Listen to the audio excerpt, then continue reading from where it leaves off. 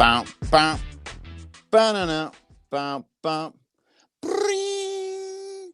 Let's get Travis Rodgers. Come on, Travis, do a little bendy with me. Oh, it's just a black screen because Travis is going to be here in a bit. Travis Rodgers is going to join me at some point, but he's just not here right now. So I will be talking to a black screen, and I can actually see him going into a studio next to me, getting ready to do the Blue Review. But while we're getting him ready, a Blue Review, as always, brought to you by LAX. Changes are arriving daily, transforming the travel experience. For more information, go to flylax.com/transforminglax. And we're going to be doing a whole bunch of stuff with the chat. Got a bunch of stuff that I want to go through with Travis.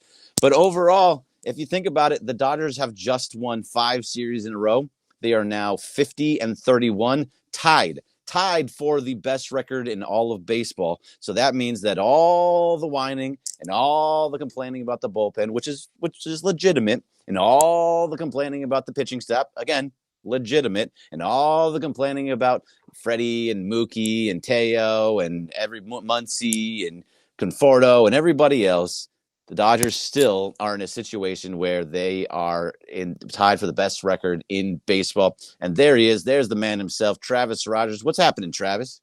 I'm good, Greg. I'm excited. Little winning streak for the Dodgers. A little rainstorm to kick it off. It's all good. It took the heavens to get Yamamoto a couple of runs of run support. That's all it took. It took rain falling and for the second baseman to just be like, I have no idea where this ball is. Both the second baseman and Tolio, who is having a rough series in the field for the Dodgers. It was bad play. They should have caught it.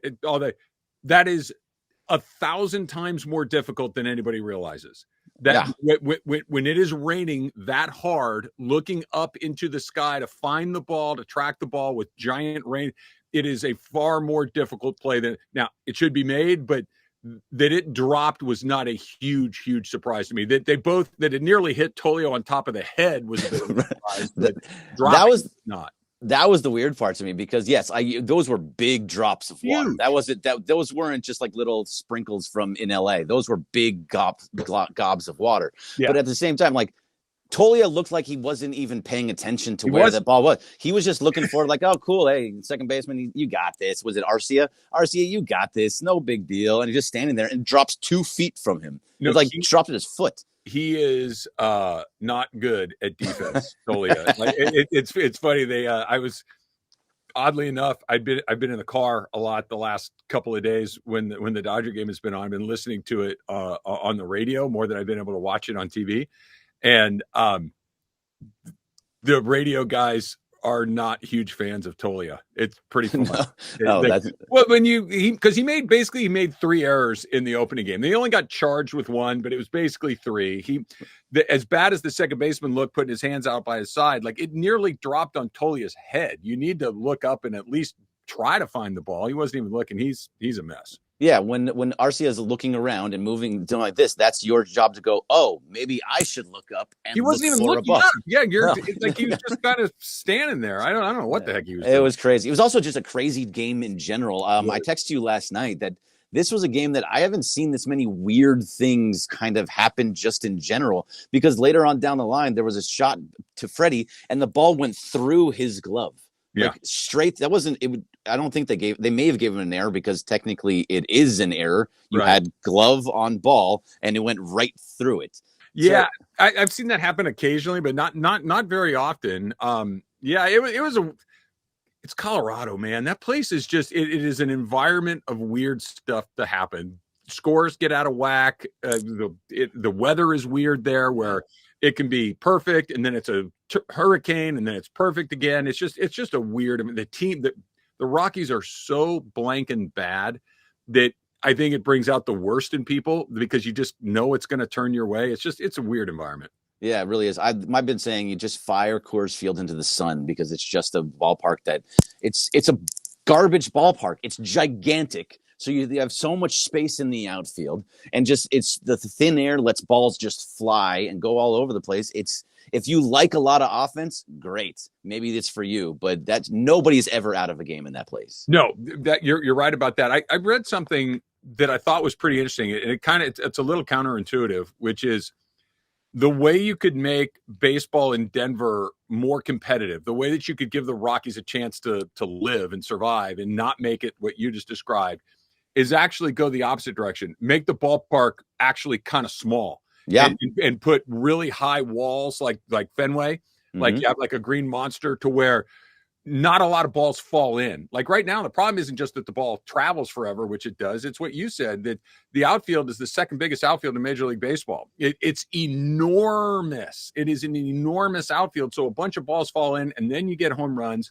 Pitchers are out there all day long. The ball doesn't break. Where if you had a smaller ballpark, you might get some more home runs, but you'd have a lot less hits. And it's an interesting idea. I don't think. Yeah, no, I mean, I like it. I like the idea. You absolutely should do something, because something has to happen. I mean, I can't. If you try to think of a good pitcher that would played in Colorado, it's like Mike Hampton. That's it. That's the list. I can't even think of anybody else that really has anything else to add to that. No, so, if you get drafted by the Rockies as a pitcher, you're just counting the days until you can get traded or released or something, so you can try to go salvage your career somewhere else. Seriously, like if this Mizurovsky, I don't know how to say his name, but Mizurovsky, if him or Skeens were a Rocky pitcher, they'd be terrible. Yeah. I mean, things just drop. Otherwise. You wonder if that's actually a really interesting idea. Like if Paul Skeens got drafted by the Colorado Rockies, is he Paul Skeens? Because of, I think so. Probably a different version of him, at least, right? Maybe he's still good, but maybe not like that. He actually got hit around a little bit yesterday. That was kind of weird. No, he was. Mizurovsky is not getting hit around. It's kind of crazy what's happening with him.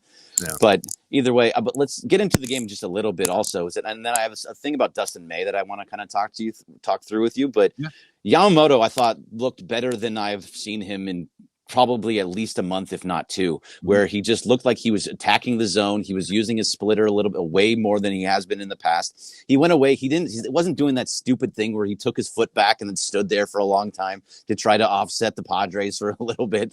Like was smacked around by the Padres, by the way, when he did that. But he just looked more comfortable. He looked like he was throwing his pitches and attacking a lot more. I don't know what you saw.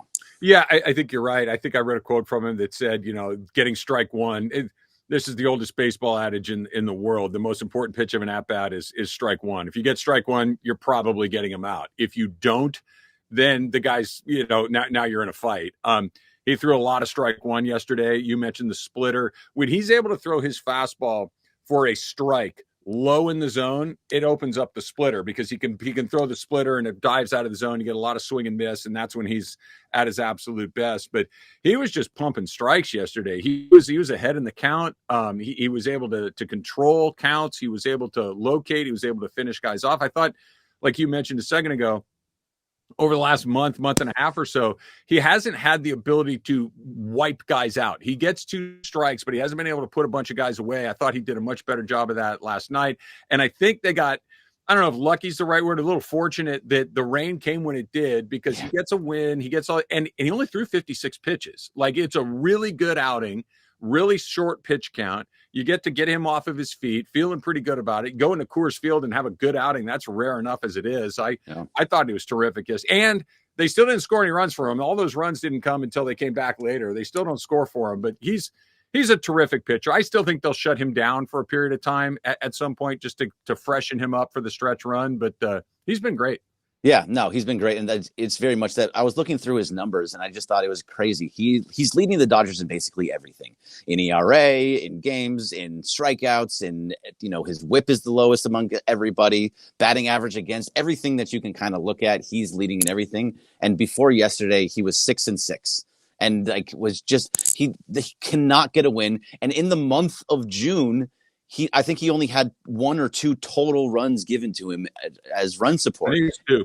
Yeah. It was 2, yeah. And then he got those 2 because of Muncy. It ended up being Muncy before because of the rain. He got those 2, but that's it. Like, he's just not getting. And usually those types of things happen because your ace is facing other aces.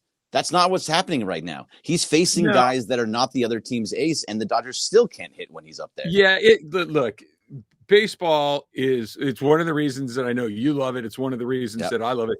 It's weird, man. It doesn't make any sense. Like, the second you think, oh, this is why this is happening. No, it's not. It's just the most random a combination of events that happened. And every year there's a guy on a baseball team, whether it's the team's good or bad, whether the pitcher is good or bad, that gets a ton of run support or no run support. And this year, Yamamoto's the guy that gets no. Next year, they'll score 7 runs a game for him. It just doesn't make any sense. It's completely arbitrary, and he's on the short end of the stick this year. Yeah, that's how it works. It was Kershaw a lot. For most of Kershaw's career, he just wouldn't score for him. So, yeah, it's just Yamamoto's turn at this point. Coors Field is also the place where slumps pretty much go to die. Unless you're Freddie Freeman or Mookie Betts. But Michael Conforto over the last, trust me, if you look at my notifications when Michael Conforto over the last 2 days, I've been getting destroyed. Oh, take that, Craig. Michael take Conforto what? Back to He's batting 176. His slug is still, below 600. Let everybody calm down. Hey, but at least the fact that he is starting to hit home runs, he's starting to get on base, he's starting to have he has multiple hits in back-to-back games. That's a huge thing. It is. I there's a podcast called Locked on Dodgers that I appear on. Oh, you do that, don't you? I as a matter of fact, I do that. I talked about this morning on my Locked on Dodger pod about Conforto. This is the decision that Andrew Friedman, Dave Roberts, hitting coaches, Michael Conforto, all the guys that are a part of figuring out what happens next. Is this the beginning of him starting to crawl out of this hole a little bit, which is not impossible? Think about Max Muncy, right? Max Muncy went a whole month without hitting a home run. He's Max Muncy again, right? He's Muncy. He's hitting home runs. He's getting big hits, and you just got to let it play out. And Max Muncy went back to being Max Muncy. Is that what we're starting to see with Conforto, where it's not just yesterday or the day before, but you go back to the series against the Nats, he hit the ball hard a couple of times. He got a couple of hits here and there. Or is this Coors Field? Or is this Coors Field plus a historically terrible Rockies team that anyone is going to get fat on? I don't know. We'll see. I like I mentioned, I was talking about this on my pod. There's like 2 sets of vibes that go on at Coors Field. There's the offensive vibes, which can only help, right? If I don't care, I guarantee you, Greg, Michael Conforto woke up this morning in Denver excited to go to the ballpark, excited to get in the batter's box, excited to play probably for the first time in a while. And he didn't give a that it's Coors Field. He hit the ball hard a few times. That feels good. That confidence matters. And we'll see whether or not it translates to what comes up in KC and beyond. But maybe it's the thing that allows him to okay, I feel a little better about it. I can relax. And look, Michael Conforto is a 10-year major leaguer. He has a track record of being a pretty good player. The odds are he's still a pretty good player who's having a terrible season and not a pretty good player who's washed and completely done. Now, if he goes into KC and stinks, if they go through the next couple of series and he stinks again, I think that it's lights out for him at some point, but at least this buys him another series or 2. Yeah, no, I'm totally with you with that. And by the way, he's had over 200 at bats. And so for him being that bad for those first few months of the season and 200 at bats, the fact that Dave Roberts was even willing to keep going to him because of his contract was a really big deal for him. So if he can come out of it, that's going to be a massive thing for his confidence in general and can really push him forward. It gives it. You're right. It gives that lineup the depth that when it has depth like that, it changes everything. You're starting to see with Muncy and Pajes. They've added a lot of depth to the lineup as well. But you mentioned, I don't think it's just the contract, Greg, that they do it. I think they have the luxury of being able to do it. Yep. They're still winning. Even when he was bad, they're still winning games. Even when he's batting, $140. The team is still winning more often than it's losing. They're still in first place. They're not in any threat of falling out of a playoff position. They have the luxury of saying, run it back. Where if you're a team that's, I'll use this as an example because they're actually playing pretty well and they're in a weird spot. Like the Angels are 40-40 and they're kind of on the peripheral of a playoff spot. Like if they had a player like Conforto like this, if I'm trying to grab that last spot, I cannot give away a position like that. The Dodgers can afford to be patient. Yeah, to that point, I said it at the beginning, but they're 50-31 and they're tied for the best record in baseball because Detroit lost. And throughout all this, they're still tied for the best record. I'm sure you've talked about this. They're 50-31. They're on pace to win 100 games. Yep. They're tied for the best record in baseball. Do you think they've played well, like for an extended period of time? No, of course not. Right. That's what's so crazy. They've been good. Like they're certainly not great. They've been good, and great's coming. Yeah, because to your point, that's if you look at Mookie and Freddie, two huge pieces of this offense in the month of June are batting 200 or below. Yeah. They're bad right now. You ready? So yeah. You know, last time Freddie Freeman hit a home run was? Oh, I think it was in May 8th. Yeah. You see it on his face. You see it in every at bat.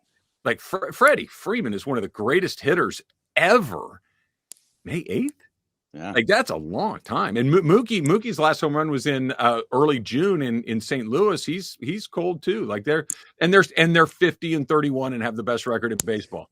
And so they can just let it all, just keep letting it go. But you're talking about Max Muncy too. You have to be pretty impressed. If you told me by the end of June that he would have as many RBIs as Shohei Ohtani and have 12 home runs and his OPS was over 800, I would say you're nuts. There's no chance of it. Like the way that he was hitting and everything was swinging at bad pitches, not being patient, and like he was just popping things up. He looks so much better. He's Max Muncy again. He does. And look, you guys have given me a lot of grief around here for my Max Muncy MVP pick, so I'm going to take a victory lap right here. You should. I'm not surprised that he's doing this. He's been in the major leagues a long time. Max Muncy hits 30 home runs every season. Yep. That doesn't mean that he hits 6 a month for 5 months. It means that he hits 30, and they come in bunches and they come at weird times. He got off to a terrible start. Max Muncy is a major league hitter who hits bombs. He's always going to hit bombs. That it would go from what do you have last year? 35, I think it was. Yeah, something. From it was 35 to 4. No, it wasn't going to happen. Like he was going to catch up. I still think he's got a chance to hit 30 this year. I think that his defense has actually he's made a couple of nice plays over the last couple of nights. He's a good player.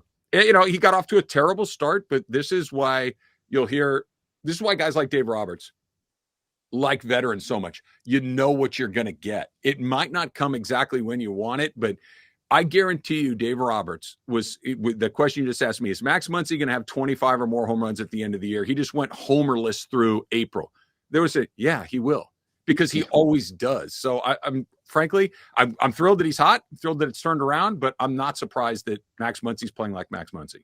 No, he was always the guy that you were going to just kind of let go. Like you're like, okay, we're going to give you the runway that you need. It's going to take. I saw in the chat and all the people on Twitter and everyone just being like, DFA Muncy, you just DFA'd Austin Barnes, you DFA'd. You know, Austin Barnes never hit. Austin Barnes is never a good hitter. Like that again, they're making the point for me, saying Austin Barnes couldn't hit. Austin Barnes could never hit. Right. You know what I mean? I'm fully unless it was game 4 of the World Series against Tampa Bay or game 5. That's the only one that matters, getting the hit there. So either way, but they know what's up. I do want to talk to you about something. I've been thinking about this Dustin May thing for a while, and you're the best person to talk to about it. So Dustin May right now is probably your most consistent outside of Yamamoto, where he's going to pitch every single time out. He's going to go 5 to 7 innings. He's not great. Like he's going to give up a couple of home runs. He's going to give up some runs. He doesn't have as much swing and miss as he probably would like to have right now, but he is coming off of that 2 years of not playing baseball. So that kind of matters to it. But you're going out there and he's a 5th starter. It's kind of what you expect from the 5th starter, but his contract is done. At the end of this year, he is going to be a free agent. He can either just leave, or if we go into the trade deadline, which is coming up not too far away from now, what do you do with a guy like Dustin May? Because you believe in the stuff. It's amazing stuff. He could very well transition into a reliever at some point as well, because the stuff is so good. Do you hold on to Dustin May because you believe in him, or is it time to kind of move on from him? That's a great question. This is where I think the Dodgers having Andrew Friedman at the helm of these things is their greatest advantage, because what Greg Bergman thinks, what Travis Rodgers thinks is not nearly as important as what Andrew Friedman. They get the question that you just asked, they get right way more often than they get it wrong. And if you see them offer him a new deal, that means that they think he's very, very likely to kind of take that next step along the way. If you see him included in a trade package, if you see him kind of get not exactly the same thing because Bellinger had a little more time, but the Cody, hey, thank you for your service, see you later, then they know that, yeah, we got what we needed out of that the injuries, the performance, the swing and miss that you're talking about, that those numbers just aren't where they are. Yeah, this stuff's great, but you don't miss bats. We can't use that. So I think what they decide will inform this decision a little bit. I kind of land in a weird spot with Dustin May. Every time I watch him pitch, I'm like 5% dissatisfied. Not a ton. Like it's not like this guy's a bum and this guy can't get anybody out. It's like, why isn't he just a little bit better than he should be? Because like you said a second ago, when you watch the ball come out of his hands, the dude's like, how does anybody ever get a hit off this guy? How does he not have 10 strikeouts a night? And he doesn't. Like he's good, not great. It's just one of those things. I would like to see him throw more strikes. I would like to see him, like going back to what we were talking about with Yamamoto a second ago, attack the strike zone earlier, trust that stuff. I'm going to steal from my pal Oral Hershiser. Sometimes just let it go to the middle of the plate and trust that your movement's going to move it to an edge. Like he's trying to cut an edge and clip an edge, from the beginning. Let's just see what happens if you go at some guys. A little bit more of a Tony Gonsolin is a pro. Tony Gonsolin gives up a ton of home runs. He does. But Tony Gonsolin also doesn't walk a lot of guys. He kind of just goes at guys and is a pretty effective pitcher. May's got better stuff, but Gonsolin, I think I like his mentality a little better if you kind of put those two things together. But it's a really interesting question. Put it to you this way, I guess is a long-winded way of saying, if somebody called me, or if I called another team, if I'm Andrew Friedman, and they say, yeah, we'll do that deal that you want player X, but Dustin May's got to be in it, I'd listen. Okay. Yeah, we can talk about that because Sheehan pitched great again last night. You're seeing Rosleski start to develop. You're seeing Asparius start to develop into a starting caliber pitcher. Theoretically, Snell and Glasnow and Sasaki are going to, Ohtani is going to, you're going to have a lot of starting pitcher options. You don't have to have Dustin May. That being said, he's a good pitcher. I'd like to see him stay, but he's not an untouchable or anything like that. No, he's not. But he seems like a guy that could be, if he just figured out his location just a little bit. Yeah. Like, because right now it kind of seems like he's throwing and he doesn't know exactly where it's going to go. So to your point, if you just threw it in the middle and hope that you hit an edge, that seems a little bit more likely of something to do, but he is trying to hit those edges. Just get ahead. But at the same time, they also next year you're going to have other guys too. Roki Sasaki is going to be back next year. River Ryan is going to be back next year. Stone's going to be back. So they have a lot of starting pitching, but at the same time, you don't have a lot of veterans starting pitching. And he's a guy that you get the consistency out of him. Real fast, 5 to 7 every single time out without fail. You're going to get that. In a perfect world, I hear what you're saying. I don't disagree, but in a perfect world, fast forward, 45 days from right now, you're loaded with veteran starting pitching. You're loaded with it. It's Kershaw, it's Yamamoto, it's Ohtani, it's Snell, it's Glasnow. All of those guys are exceptionally experienced. You don't have a kid in 100 miles of. Now, they're not all going to be back. I understand that, but it's not like the cupboard's bare. It's just not available right now. They've got plenty of options. That's why this is so crazy. 50 wins, and they've been using a AAA starting lineup on the mound other than Yamamoto and May. Yeah, no, it's insane that they're going to be doing it. We only have a minute left, so you got to get back to your show, to Travis and DeMarco, which is coming next. So real fast. Just what do you think? Clayton Kershaw, does he hit 3,000 today in Coors Field? Not today. Damn. Not do you today. think it'll be I think it happens, 2 starts, 3 starts? Yeah, I think it happens in the next. It's going to happen. It's going to happen sooner than later. Look, I'd love to be wrong. I'd love to see it today. It'd be awesome. But no, he's not. 8 strikes is a lot. Ball doesn't curve in Coors Field. Clayton Kershaw's a curveball slider guy at this point. It's like he's not going to get that big break that you need. I think he'll get, I'll say 3 today. So it'll be 5 short at the end of the day. And then he gets into the next one. Love it. I think so. All right. Yeah, love it. All right, Travis, thank you very much for popping on. I really do appreciate it. It's always great conversations with you, so I'm glad that we were able to do this. Chat, thank you very much. Anthony Jex, thank you for helping us out in the back there, and thank you to LAX as always. Travis and DeMarco coming up next. See you.